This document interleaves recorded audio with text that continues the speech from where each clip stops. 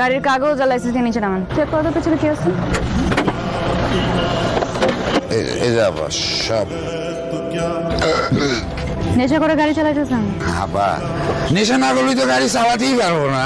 এরকম মাতাল হয়ে রাস্তার মধ্যে গাড়ি চালালে আমার মামলা হবে, এটা বুঝেন? আবার সাড়ে দিন গাড়ির মধ্যে কাঁচা মাল রয়েছে। কাঁচা মালের মূল্য আছে, কিন্তু মানুষের জীবনের মূল্য নাই। এরকম একটা মাতালকে রাস্তায় গাড়ি চালানোর অনুমতি আমি দিতে পারবো না। সামনে আসেন। আবার সাড়ে দিন না ভাই।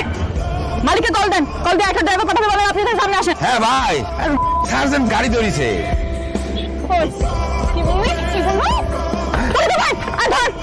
তুমি নামো, চাবি নেন, চাবি নেন।